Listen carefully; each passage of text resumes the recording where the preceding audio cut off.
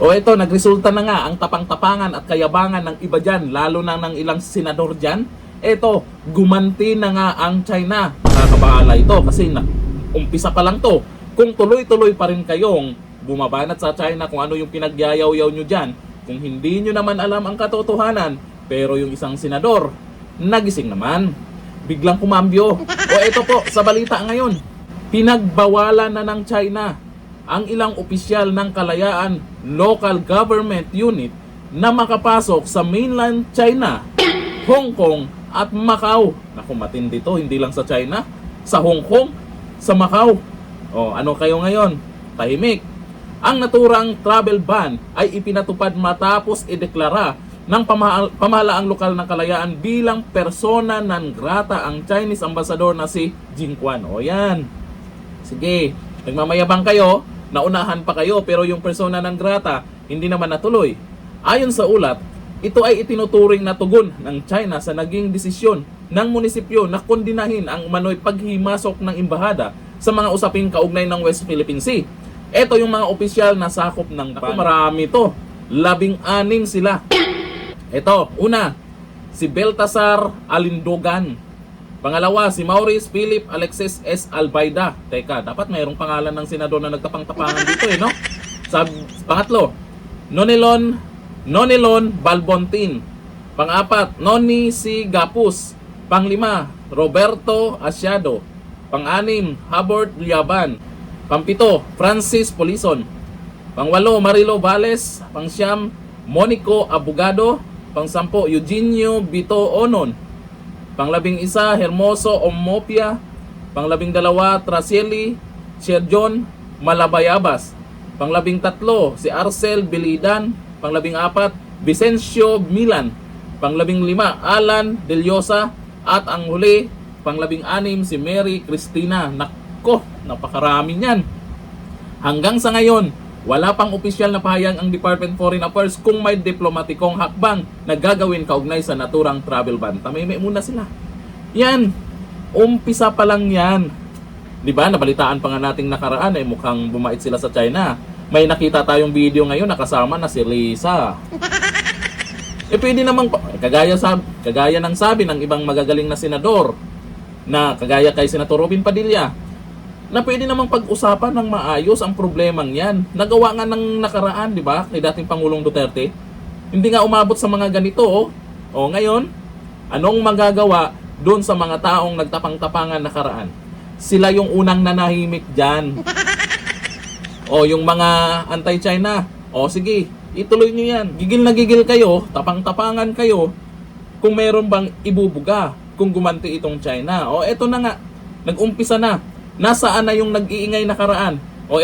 Isa ito sa pinakamatapang dyan na palayasin daw, kung ano-ano yung mga sinasabi niya, pero balita ko ngayon ay bumait na. Ito, si Senador, If you do not like how democracy works in this country, then you are free to leave the Philippines. Country, then you are free to leave the Philippines. Get the out. Tapang, di ba? Ang tapang, di ba? Pero ngayon, at least kahit papaano, siya na nagsabi na maghinahinay na daw. Eto pa. Meron pang isang nagyayaw-yaw dyan. Tatakbong pangulo daw to paano pag maging presidente ng Pilipinas to? Tapos ito yung pinagsasabi niya. Na sa mga opisyal ng ating gobyerno, both sa executive at sa legislature. Wala akong maalalang previous incident, Mr. President, na kahit sinong ambassador ng ibang bansa dito sa Pilipinas ay nag-post sa embassy page nila ng ganyang banta ng kanilang spokesperson ng Chinese Foreign Ministry laban sa mga opisyal natin na nagsasalita lamang para sa pambansang interes. Nangunguna kasi kayo. Pati kay Senator Erwin, meron na po silang post na Mr. Senator. Bukod kina Commodore Tariela, Senator Kiko, Representatives Chel at Laila, at sa akin din po. Pwedeng maging kakampi kapag itinigil yung ganyang mga gawi ng isang hindi kakampi, mga gawi ng isang hindi kaibigan. pwedeng maging kakampi. Hindi simpleng isa-isang tabi yung sigalot na sabi nila tayo ang may kagagawan, na kapag nagreklamo tayo, tumutol tayo sa kanilang maling gawi sa ating Navy, Coast Guard, mangingisda, bayan, sasabihin nila, masyado naman kayo isa-isang tabi niyo yan. Hindi po. Yan ang gustong mangyari ng isang bully tulad ng gobyerno ng China, na hindi sila maging accountable sa ginagawa nila sa atin at simpleng i-aatras natin ang ating pagreklamo. Paano to, Risa? Kaya nyo bang panindigan yung mga pinagyayaw-yaw nyo nakaraan? O ito, meron pang isa na nagyayaw-yaw dyan sa Senado na kung saan sinagot naman siya ni Senator Marcoleta kung ano talaga yung katotohanan. Yung mga nagsasabing pro-China si Marcoleta, ito lamang ay para magising ang karamihan dun sa mga may naririnig mga chismis-chismis lang, dun lang nagbabase sa mga chismis-chismis lang. O ito, may isang senador din naman. Ewan ko lang ngayon na pagkatapos ilabas itong mga pangalan na to, na kung saan ay hindi na welcome sa China, Hong Kong at Macau. Makapagsalita pa rin ba ang mga taong to laban sa China na gaya nakaraan? O ito, isa pang senador, nagyayaw-yaw. Impression that the West Philippine Sea was awarded to us by the Arbitral Tribunal on a silver platter. Sinabi po niya kung nasaan yung ating mga coordinates. Well, Mr. President, Last tayo po ay merong entitlement sa 200... again, Mr. President, assuming that these have to be defined, I think we can define that by Philippine law.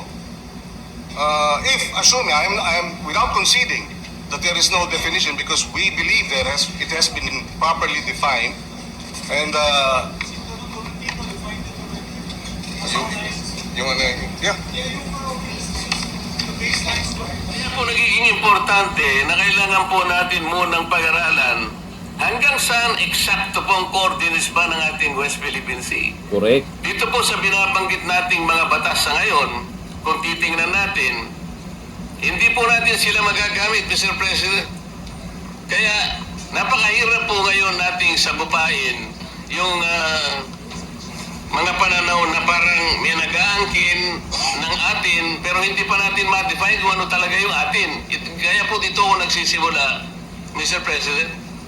Mr. President, if I may be allowed, again, I don't see the point. Are we trying to say here that the arbitral ruling was erroneous, and therefore we should stop claiming what was awarded us? I don't see the logic, Mr. President. We were awarded by the arbitral tribunal. It is ours.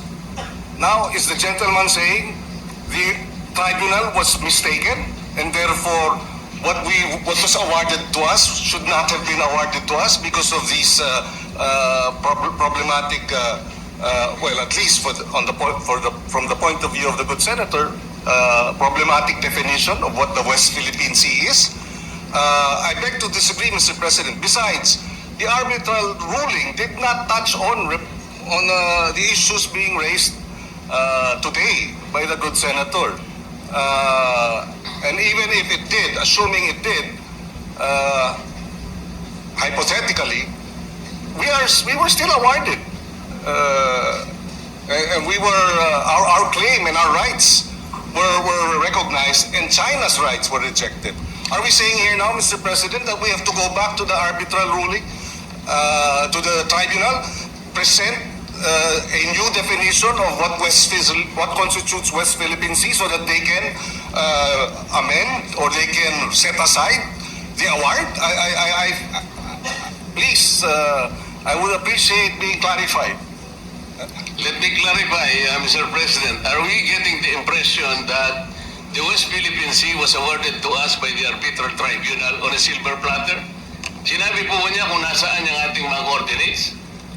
Well, Mr. President, Last tayo po ay merong entitlement sa 200... again, Mr. President, assuming that these have to be defined, I think we can define that by Philippine law. If assuming I am without conceding that there is no definition, because we believe it has been properly defined, and Nahirapan magpaliwanag si Kiko ah. O ito, ang sabi ng mga netizen sa nabalitang meron ng mga official na hindi na welcome sa China, Hong Kong at Macau. Oy, matindi ito ha.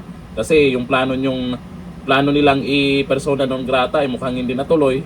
Pero ang daming kapalit dito, 16. Nako, umpisa pa lang to. Ang sabi ni Roderico Vasquez, yan ang napala natin, padalos-dalos kasi akala natin si Superman kakampi natin. Sabi ni Christopher Canales Asino, aray ko, isang ganti lang, apektado agad.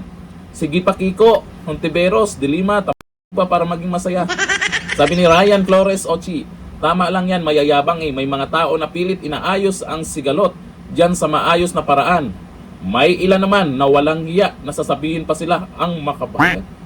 Ito, sabi ni Brandon King Chua, ngayon, ano na? May magagawa ba ang kayabangan?